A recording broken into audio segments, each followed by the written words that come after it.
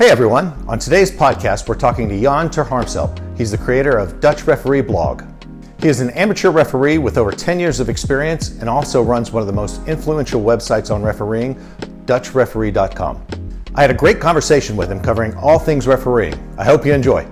Good. Hey, thank you so much for doing it, especially on a Sunday, 4 o'clock for you? Yeah, it's 4 o'clock, yeah. Yeah.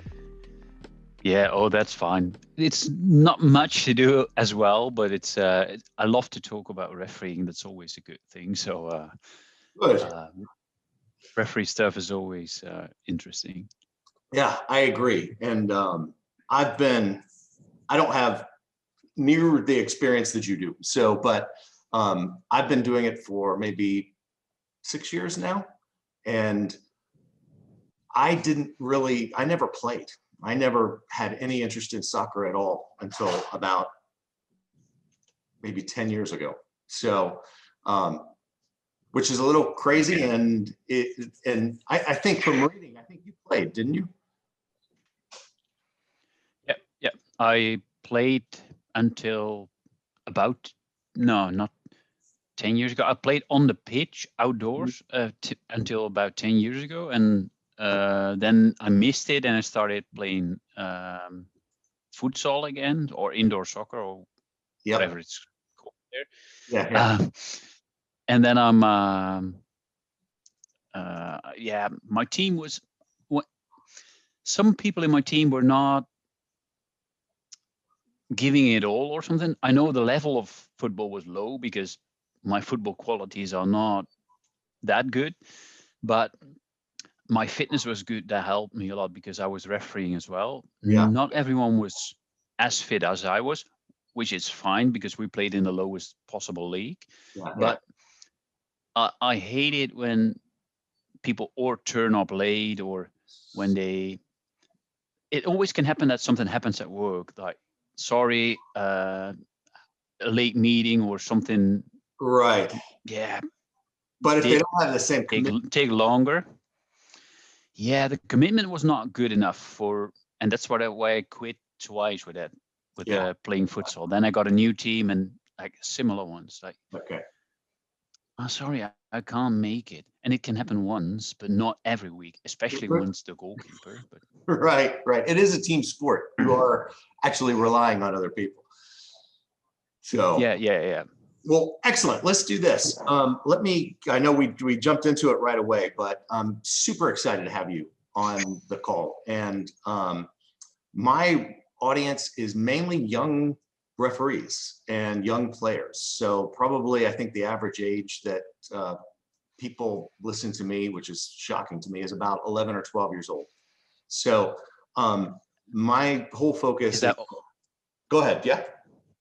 Yeah. Is that on the on which channel is the age? Like, if you're on TikTok, that would be maybe much younger than on a podcast or the YouTube channel that you have. Yeah, TikTok mainly is where I have an audience, but there is we're starting to get some traction on YouTube. But you're right, it's a little bit older audience once you get off TikTok, but TikTok's primarily where we are. So we're trying to build a little bit more of an audience on YouTube and Instagram to a degree, but we're just kind of starting that out. But but you've got so much experience. You've done this, and you've written your blog for a really, really long time. So let me do this. Let me let you introduce yourself, and then we'll kind of jump into some of the questions, and I'm sure they would love to hear. So I know that you write the Dutch Referee blog. I know that you also just had a birthday, 2 days ago? So happy belated birthday. Yeah, on the 4th. Yeah. Yep. And you've got a fantastic following on Twitter. So tell me a little bit about you and how you approach refereeing and what you try to do and what your goals are with reaching the audience that you're reaching. Yeah. Probably everyone knows my name is Jan. I started my blog about 10 years ago, and initial idea behind it was there was so much coverage of referees, but it was always when they made a mistake or an error.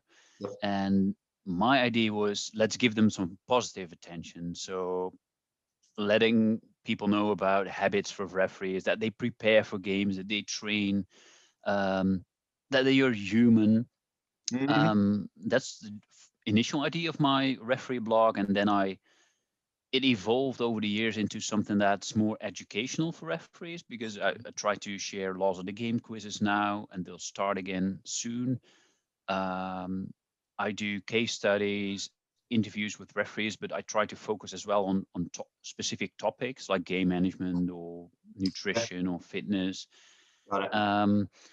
And I always ask them for tips to share, like that referees can use in their own games, because in the end, that's what I want to help.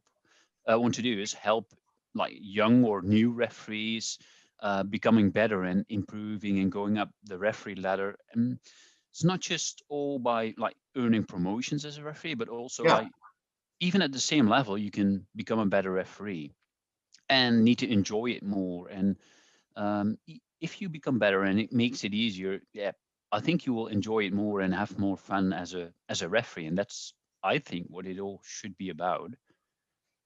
No, I couldn't agree more. So tell me, where do you referee? How long have you been a referee? And because I noticed on one thing that you had mentioned is that you have your, I think that you called it your stadium or your, do you go to one specific place to referee all the time, or is it all over? So tell me about where you referee and how you got started.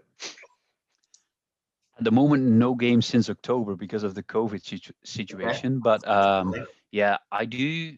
In the Netherlands, there's a system where you can be a club referee or you can be a referee for KNVB, which is our football association. When you're a club referee, you officiate at the same club every week, but you can do different teams, for example. That's how you start. How I started. It's a path. You can't earn promotions, so it's easy to combine with playing soccer as well. So I played in the afternoon, refereed in the morning. So that's what I did in the first years. Then I moved to The Hague, which is a big city in the Netherlands. Yep. And then I thought I'd just focus on refereeing because it's a new city. Just otherwise I need to find a club. I love refereeing too. So that's when I started refereeing for KVB. And that's when I moved up the ladder and to try to improve. In the Netherlands, you have to choose whether you referee youth football or adult football. I've chosen the youth path. And yeah, that's when I climbed up the ladder. And I'm on the national youth groups. There are two, and I'm in the second one, so I can go one step up. Wow. So I referee the academy teams of professional teams now, usually in the second tier, or the under 15s of like teams like Ajax, Feyenoord, PSV. They might be world famous, so maybe people know that. So that's up to the levels I referee at. I referee because it's national. I can referee all over the country, but I do have specific trainings grounds where I always go to train every week for 2 days a week. Okay. So that's why, and I live near a football ground. That's just like down the window where I'm looking through. Right. And yeah, that's where I always see football, see players train. So it gives me, even when I'm working during the week, some inspiration by, there's always football around me, and that's great. Which is what you would like, I would anticipate. Yeah, I love football. I also love to watch it, and of course, there's times when I try to have time at home as well. But Right. watching football is always a great thing. So when did you start? When did you start refereeing? How old were you? I'm 35 years old since 3 days. So and I started refereeing when I was 16. So just over half of my life. So yeah, quite some years as a referee now, and I'm happy to see that I got up the referee ladder as well. So I got better teams or better football. And since 4 or 5 years, I'm a referee instructor as well in the Netherlands, and that's how I try to help new and young referees. And not everyone's young; everyone can start as a referee, and that's what I want to see as well. Like lots of parents, that want to get better in football or want to know the rules better, they have to referee a game of their kids. I love it when they want to know the rules and when they're active during the classes. So yeah, that's what I love too, like helping new referees and also the current referees to improve on like a Mhm. specific topic like game management or that's what I do for KMVB now as well. And Right. it's a real pleasure to educate new and current referees. Yeah. It's an awesome job. How, just from a practical standpoint, if somebody wants to find out more about refereeing, aside from hitting your blog, is there a specific site they go to in order to register and start the process? Yeah, in the Netherlands, football is organized in you just KNVB is our football association, and they have different referee departments all over the country. Okay. And on the website of KNVB, they can contact a specific person that says, "Oh, there are courses available." You can even check on online if there's courses in your neighborhood Mhm. or in a city nearby, and that's where people like can apply for a course. Okay. Um, and in the Netherlands, if you apply for a course and you got your referee badge, it's automatically renewed. It's not that you have to apply every season. Okay. During normal season, every referee has to do a laws of the game test at the start of the season. So Okay. there's usually a laws of the game test with some of the latest updates and a few old questions that they also should know about the laws of the game. Right. Right. Um, It's not something mandatory that you have to get like 8 out of 10 or something, but it's in the end it's considered a mark. So if you got some assessments and you got your laws of the game test, if you have a laws of the game test which is, for example, 5 out of 10, mhm. for me that would be too low. So I Yeah. personally prefer to have sufficient marks, make that mandatory, but at least they will get a lower mark and they can't earn a promotion or something like that. So Right. Is now okay. So from that standpoint, is it a system where if you get, so there is no mandatory, okay, if you don't do this, then you cannot referee. So for instance, in the United States, it's every year now part of that is you're also paying a fee every year to get your badge and take the changes to the laws, etc. So that's an every year thing. And so you have, a date on your badge. I don't know if you guys have that or if you just have your badge and once you got your badge, you got your badge. um, yeah, I recognize it from my badge collection. I do have a huge badge collection from USA Yes, I saw badges. that. Yeah. Um, So no, it's not common in the Netherlands. So you get your badge. We have a few different badges. You can get a badge for youth football, or like 7-a-side football. You Okay. can get a badge to be a club referee, so you can referee at your own club. Uh-huh. You can even referee at your own club without a badge, because you're a parent and you're just called up like, "Do you want to referee?" We don't have anyone to do it. That's what it's not mandatory to have a badge if you're a club referee, but Okay. there are courses and many clubs will be supporting you parents to do a course because it's better when the referee knows the rules, right? Um, What a concept, huh? but if you're going to referee for KNVB, you have to do another course first, the club referee course, then another one to in addition to it with some extra updates, some extra tips Okay, good. on how you behave when you go to a different club. How do you represent KNVB? How do you Okay. represent your football association? And it's more in depth than just the club referee course. But yeah, it's great to. So you're 3 different badges then, um, but it's not like we don't have to renew things. Some people can be a referee for like 20 years, and they did a course like 20 years ago. Right, right. Um, Interesting. Okay. But I imagine soccer is a little bit more ingrained in Europe than it is in the US. So I would think that, similar to our American football or baseball, there's so many more people playing it here that there's more understanding of the rules just because it's more ingrained in general.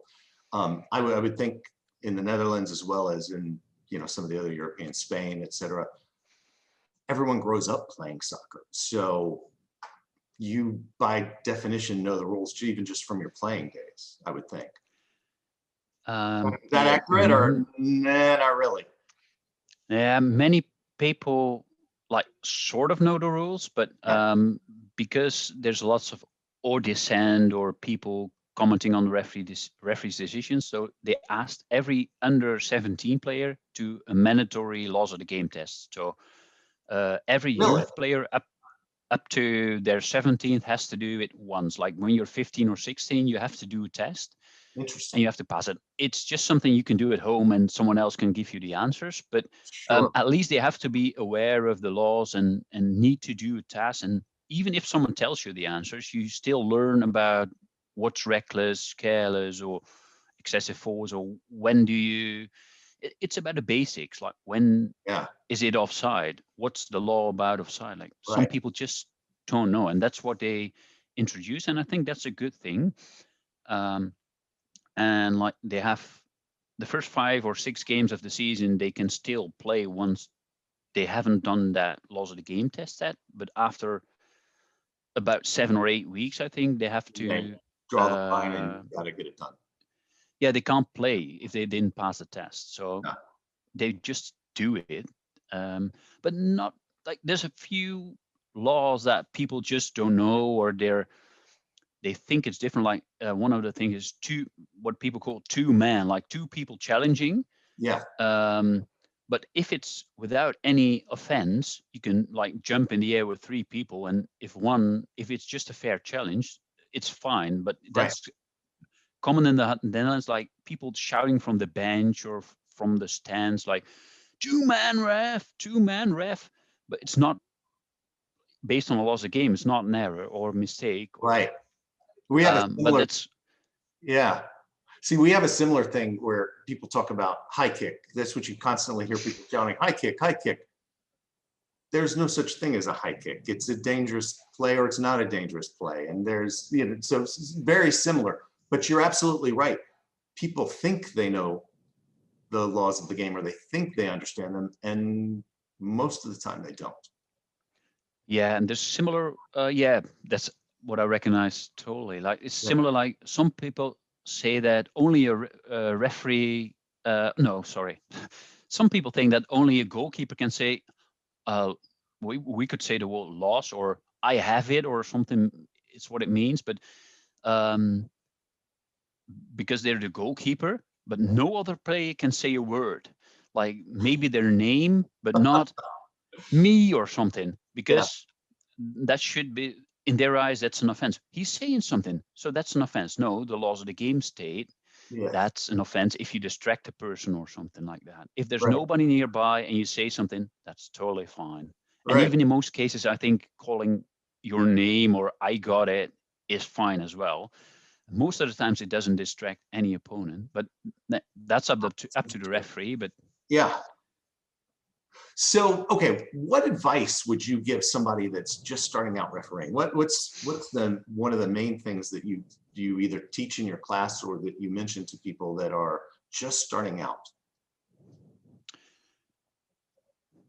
One of the main things I love them to have is passion for the job, to be a referee. Because if they don't like it, yeah, you can see it even in class. If they just don't like it and just sitting back and say, this is a mandatory course, I don't like, I know for sure, then you better not give people or sign up people for the course.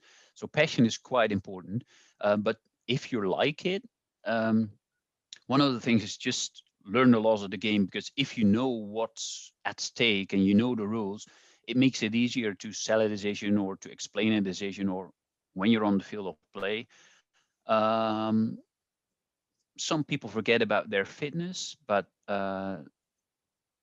yeah, I love them to. Some think, oh, I'll referee on Sunday or Saturday, and that's fine. No, it's not it.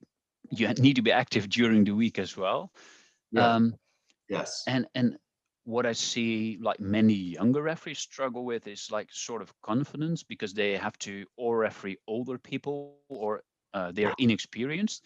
And they have doubts about their decisions. So if you make a call, and especially if you know the laws of the game, you can Mhm. better make the call, then Yes. stick to it. Like sometimes you give a throw in, like to the right, and it's not math science or something. It's just it's to the left or to the right. Maybe you've seen it wrong, but Yeah. stick to like if you're uncertain, And you can totally see, and players will get it. Even if the players are 15 or 16-year-old, they think that guy or girl is not certain about his calls. So we'll try him out. And like it's a like bit blood of in the water for certainty. sharks, isn't it? Yeah. And if you show you're certain about what you do and that you like it, then people will most of the times accept it. Of course, you get situations where there's always doubt when there's a doxo situation. Yes. Nobody would, not everyone would agree on that. Hmm. But if you're certain in most situations, or and if you're human, that also helps. Then they say, oh, this is oh, he's a nice guy, or she's a nice girl. Like if you can like interact with players. Hmm. Um, some referees who start are just think, oh, I'm the referee, so I'm the boss, and I can decide. And I think that's not the right attitude. Most of the I times agree. you can, if you come to a club and you introduce yourself and say, my name is Jan or whoever you are, then they say, oh, he seems like a nice guy. He says hello. He talks with players. He has some interaction. He has a laugh with them. Most of the people are better with that. And if you're during the game, and they will accept a mistake as well. So um, it's quite a long answer for what will you tell them No, no, no. immediately after a course, but No, that's good though. Confidence, know the laws of the game, make sure you're fit. Those are some, and have passion for the game. I mean, those are similar to what I try to emphasize with people. One thing I wanted to ask you is from a standpoint of kids, this is at least in the United States, this is a great opportunity for kids to not only gain confidence in my eyes, because that can pay you dividends when you're, getting a new job, or, as you're going off to university or whatever. But in addition, they get paid. So is the pay rate pretty strong? I mean, do kids, is refereeing a good job if you're looking for a job to make money as well in the Netherlands? yeah, Yeah. I think it works for referees here as well. I've not heard from many referees that they start for getting pocket money. Like, for example, I've spoken with Katie Nesbitt recently on my blog. She's a U.S. assistant referee. She started because she was watching her brother's game, I think, and Mm-hmm. she thought, oh, maybe start refereeing to get some pocket money. Like you can Exactly. do it in the Netherlands. At least you get every amateur referee in the Netherlands gets the same match fee up to like Okay. we have two professional levels, Mm-hmm. but the third level in the Netherlands is called amateur level. They get the same match fee compared to someone who just starts refereeing for KNVB. Okay. If you referee at a club, it depends on your club if you get paid. Right. So if you go to KNVB to become an official referee, I think you get about 21 euros and 60 cents or something, Okay. and you get travel money. So it's Okay. the travel money is fine because my car could easily drive from it. Like for kids, it's sometimes difficult because you need a parent to drive you there. Because if you're Right. 16, you can referee in town. You can say my maximum distance is like 10 or 15 kilometers, Sure. which is good. But in the end, if you want to get better games, sometimes you need to travel further, and Yes. then Yes. like you probably need a parent or you need to go by public transport. Right. But like if you earn like 21 euros a game, um, if you work in a grocery store and like get the milk into the stores or the fruits or whatever, I think your salary would not be that much. No, I agree. If you look at it in hours of work. Mhm. Well, and you're your own manager to a degree. So I mean, you're not stuck at a place where you've got somebody over you, or you've got somebody telling you what to do, or things like that. And you're outside and you're educated. Anyway, um, All right, shifting gears a little bit. Tell me I'd love to get your opinion of VAR. And are you in favor of it? Do you dislike it? What would you change about VAR?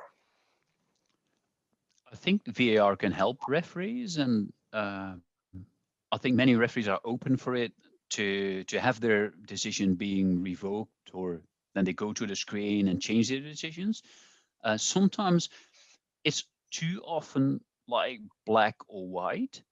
The current procedure is that you only go to the screen as a referee, or you get called to the screen Right. if the VAR thinks this is 100% a wrong decision. But sometimes, in my opinion, there's maybe a gray area where you think this, I prefer a different decision, but if you say all the pros and cons, you might say, okay, this is still okay as a decision. And I prefer that the VAR can say, referee, it might not be 100% incorrect, but you better go to the screen and watch it. It might take some more time, Right. but in the end, I think we get better calls if it's like 80% incorrect. It's a weird percentage, like calling it that, but some calls are preferably changed. Even if the referee saw that video footage, they would say, oh, if I've seen the footage, I would have changed my decision. Yes. It might lead to more people or more referees going to the screen, but in the end, it might result in better understandable calls, because some calls are too like black or white. Like sometimes VR also thinks we can support this, but like football players or football fans or coaches say, come on, this is not supportable. But like, that's what I would love to change. A bit of sometimes, but then you have to set different expectations. But now the expectation is if the referee comes to the field monitor, the decision is going to be changed. That's what the current procedure is. So that's what you have to explain to people, to fans. Like if the referee comes to the screen from now on, it might change, but sometimes the referee would say, oh, now I've seen the footage, I stick to my decision. And that could be normal as well, but it has to change the minds of the people watching VAR. So currently the expectation is, because that's interesting, I hadn't heard that before. So currently the expectation is if I go to the VAR screen to check it out, the decision is going to change from what I made. Yeah, and I think in about 95% of the cases, the referee also changes the decision. Interesting. Okay, so but not, is it a requirement or is it just what people's expectations are? Not the requirement for VR to intervene is if they think it's a clear error. So got it. Yeah. If VR thinks it's a clear error, they expect the decision to change. Yes. Sometimes the referee sticks to their own decision because they think it's not clear to me. Yeah. But that's usually not expected. The fans, at least in Europe, expect the referee to change the call because he goes to the screen. Got it. Okay. So you mentioned before there are a couple of levels that you progress through, and you can be a national, and I think you said you were a national youth referee. Is it difficult to become a top level referee? So two questions off this actually. Is there a path through the amateur ranks to become, a FIFA referee or a referee in the Premier League or things like that? Is there a path there, and how difficult is it to make that happen? Yeah, the answer to the first question is yes. Yeah. If I want to reach the professional level, I would start refereeing adult football because that's in the end the path up to the the professional leagues in the Netherlands. In most countries, you start youth and you go to adult like in a smooth way. In the Netherlands, there's two different paths. Right. And there is a path in the Netherlands as well. So if you're doing adult football, people will notice you, like assessors, assigners, people from KNVB. There are people who say, that guy or girl, that's a good referee. Mhm. We're going to watch him or her a few times. And once you're good enough, they'll add you to a so-called talent program. Oh, okay. Based on normal referee performance, every referee in the Netherlands can go up or down. So like you earn a promotion or you can relegate to a lower level. Mhm. But these talent groups are groups separately from these groups. So sometimes they say, okay, we got 3 regular promotions, but 1 talent goes up as well. So Hmm. talents can go up a bit quicker. Okay. So they reach like a higher level quicker than normal, or quicker Mhm. than any other referee could. Yeah. Um, and that, and once you are in these groups, you might be at the 3rd or 4th amateur level. Okay. They have a specific talent pool for the professional league. So you have Got a it. talent pool for amateur referees. You get Uh-huh. special mentoring, special guidance, Mhm. Mhm. some extra people watching you. That helps you progress as well, because you got more, mentoring, more advice. So that's a plus. Mhm.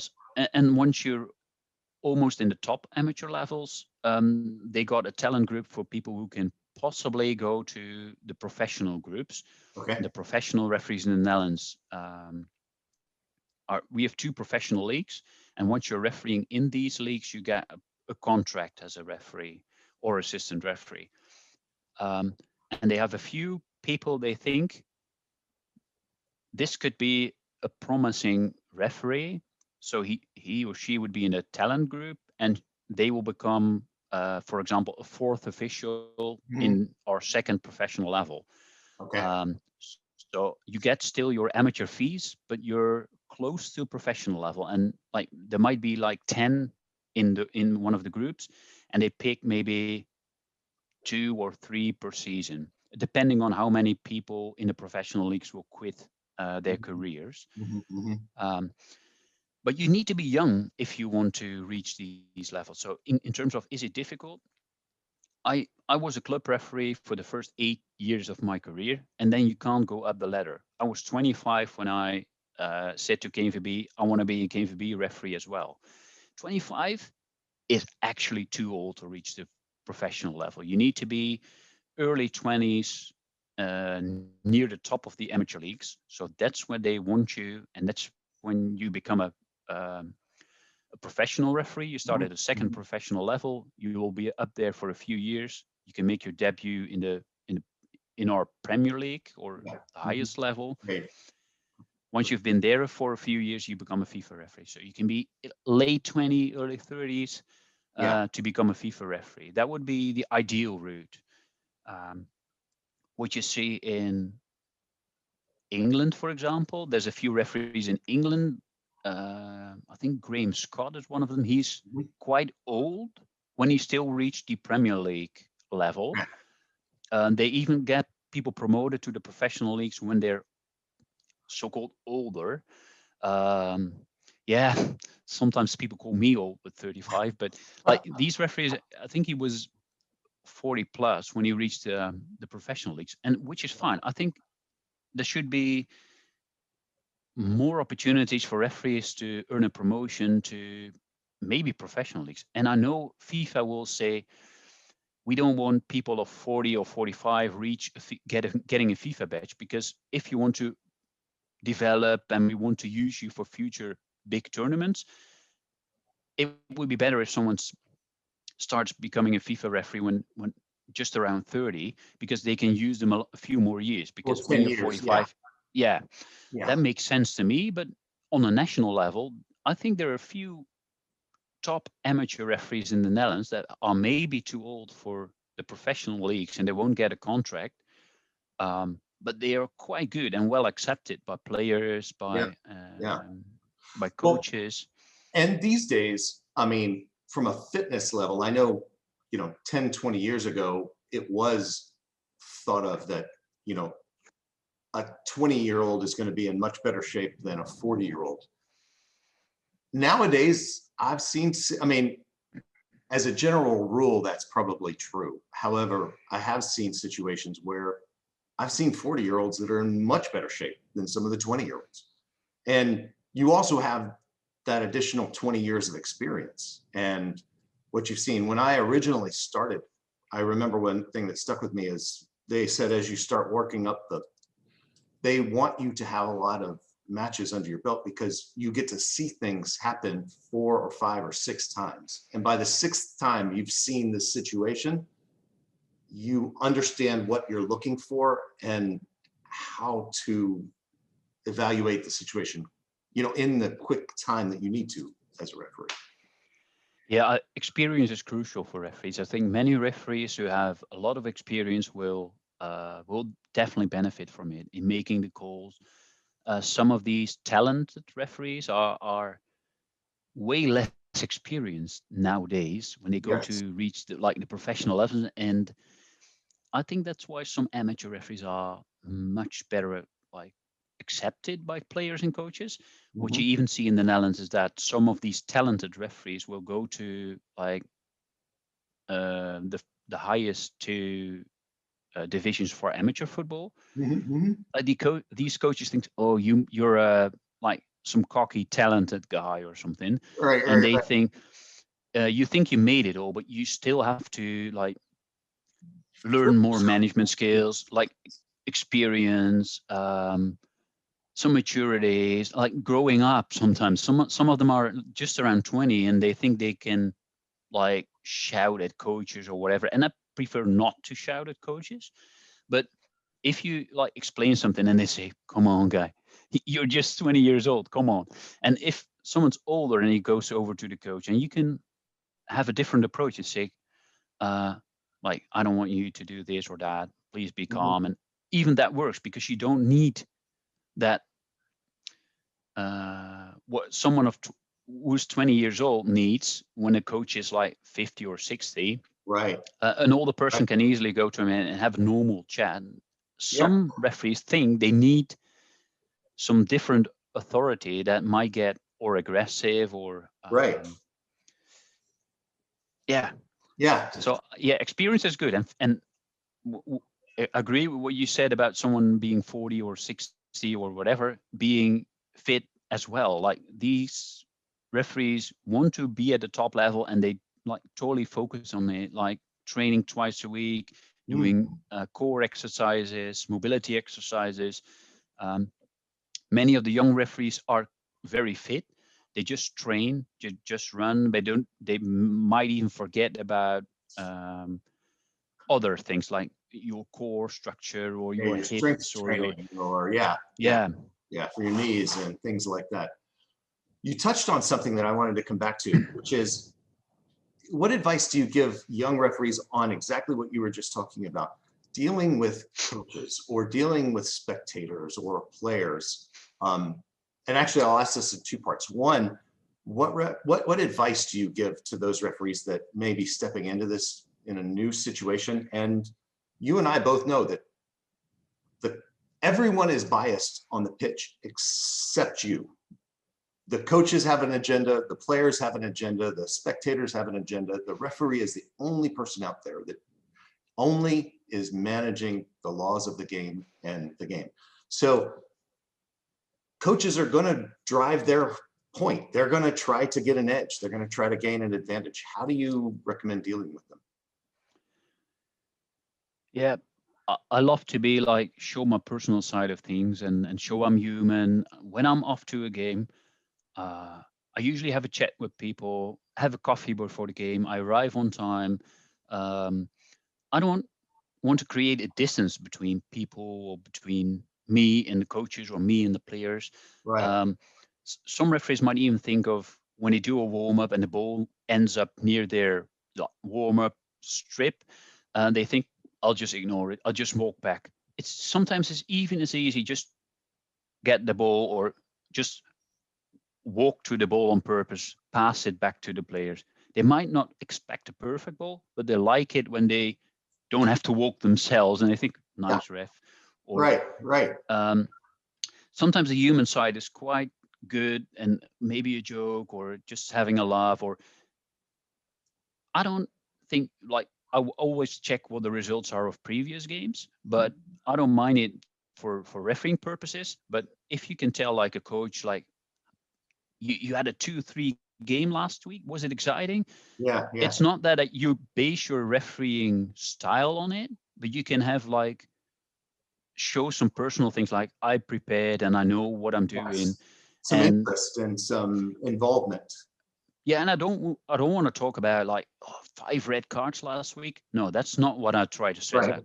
You can Right, focus on the score. Like it was a 2-3 game. Was it exciting or what right, right. happened or and not too much change your refereeing style based on it. But you can make interaction with coach and you think, oh, he knows what we did last week, so he must be interested, or he shows some personal attention to what we've been doing last season, or that's what I try to create as the referee as well. Like, and similar, like in the Netherlands, we have to check the player IDs of the Yep. players. Yep. Yep. We do it on a mobile app. Um, it's just for me like checking the numbers and see who's in the dressing room. But some referees say use that time as well for like preaching something. Mhm. Like you shouldn't do this, you shouldn't do that. I want to see this, like stating out some rules, and I think you can set some boundaries. Maybe like Mhm. let's have a good game, let's show some good sportsmanship. I prefer to mention things that you want to say. Yes. If you give like some sort of lecture, like let's show some good sportsmanship, go for it, let's play football, um, and not the things you don't want, because it gives a negative feeling for the players. I agree. Got to stay So positive. I always Stay positive. Yeah. and I always keep it short. And after I did the check, I said, so I introduced myself, like my name is Jan, I'm the referee tonight. I'm looking forward to the game. Just a quick check of the player IDs so we can play football.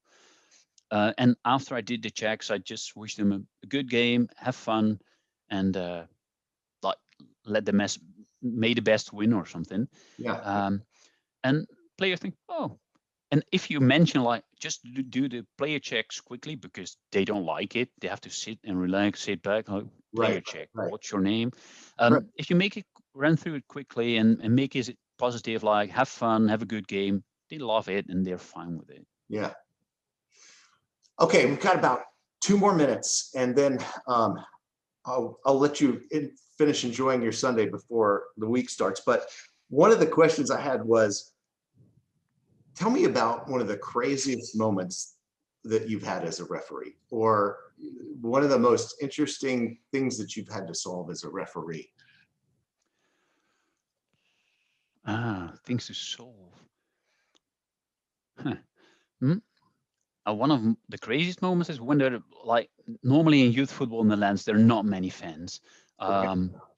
Of course, there are parents, but once I got appointed for a game between the numbers 1 and 2 in the final game of the season, Okay. and there were lots of spectators, lots of fans, and fireworks and stuff. And that's as an experience, it was great. Yeah. Um, one moment during the game, there was an injured player, and I thought, okay, let's stop the game. Ball was out of play. It was a throw in. Yeah. Injured player took a while before he got off.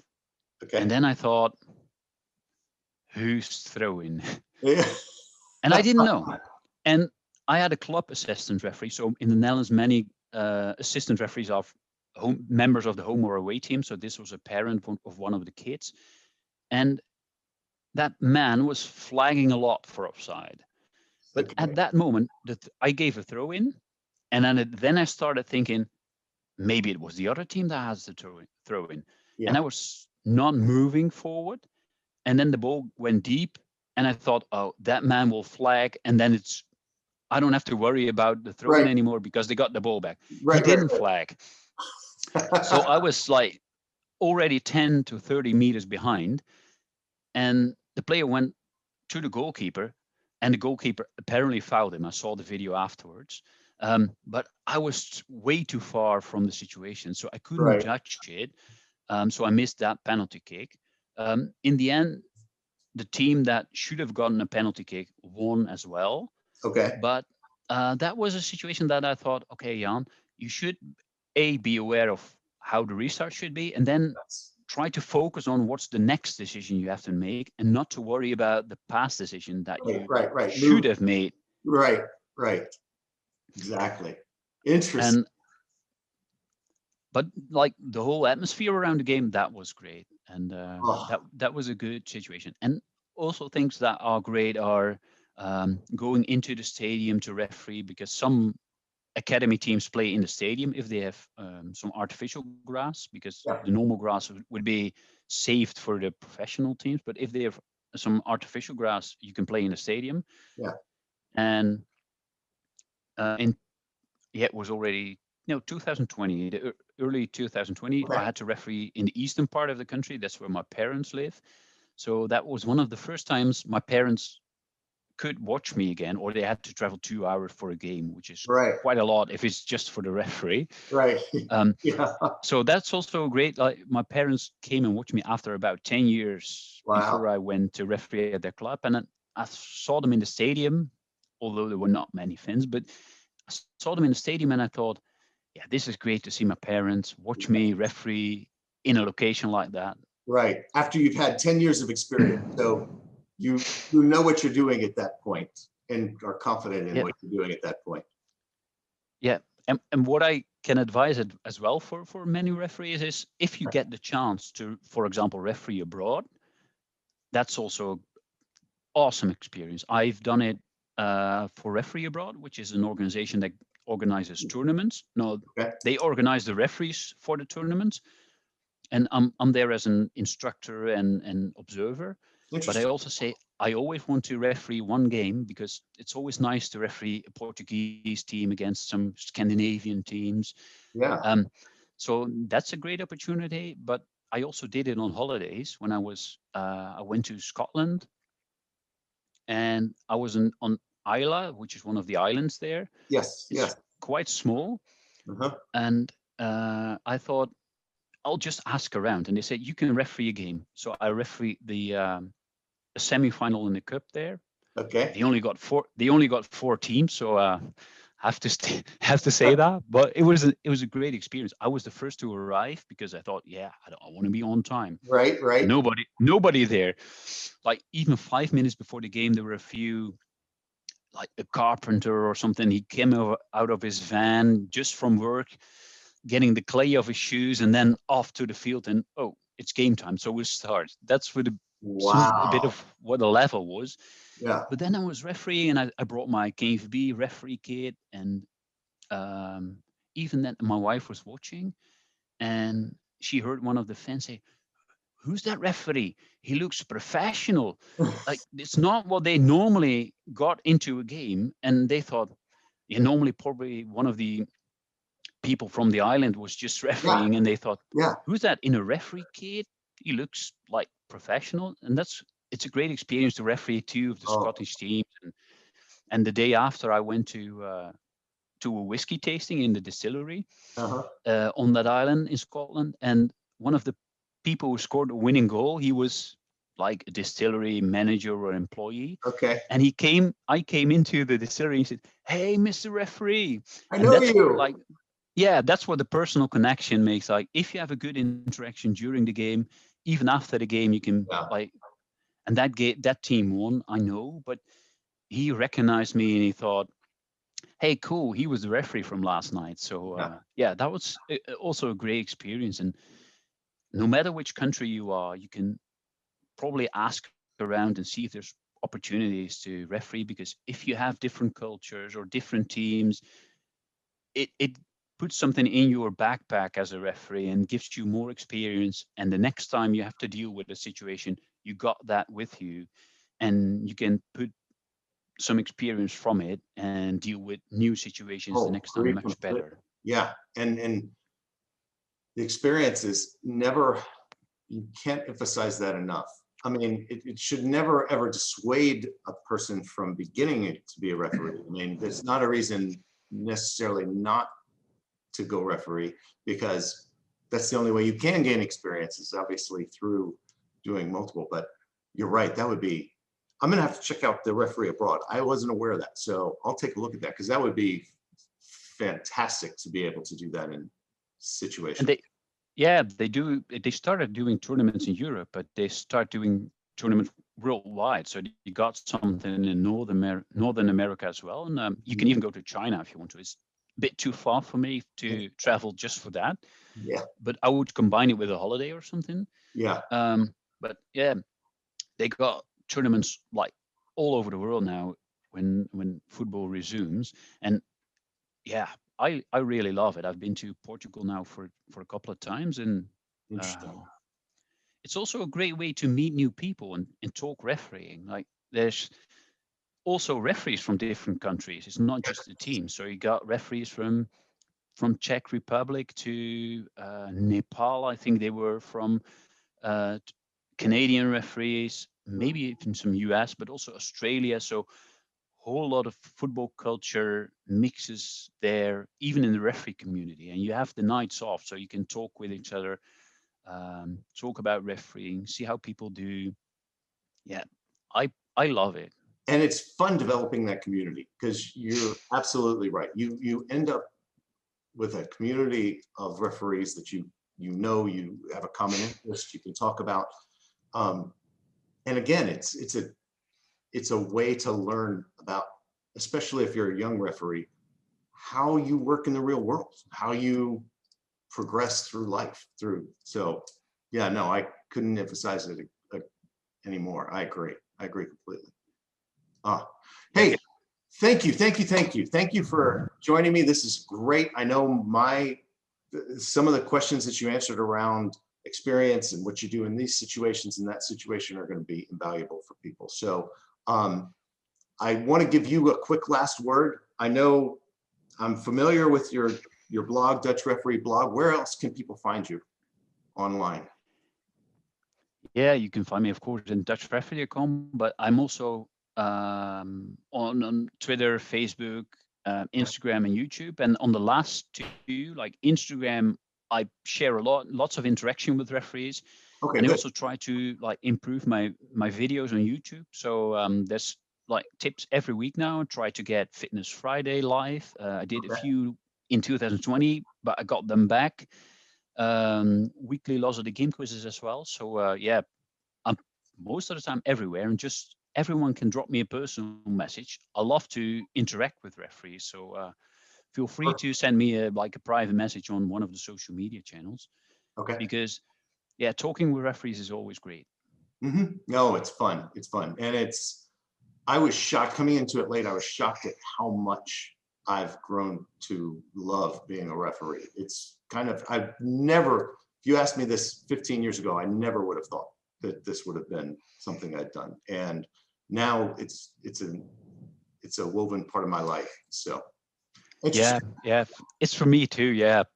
Sometimes I'm so busy with refereeing that I think, what can I, how much time can I spend on it? Like besides the normal job I do have, and right. a bit of personal life as well. So no, agree completely.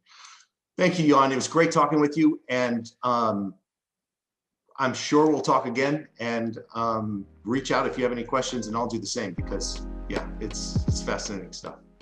Thanks, Jan. It was great talking to you. Yep. See you again soon. Thank you. Thanks. Bye.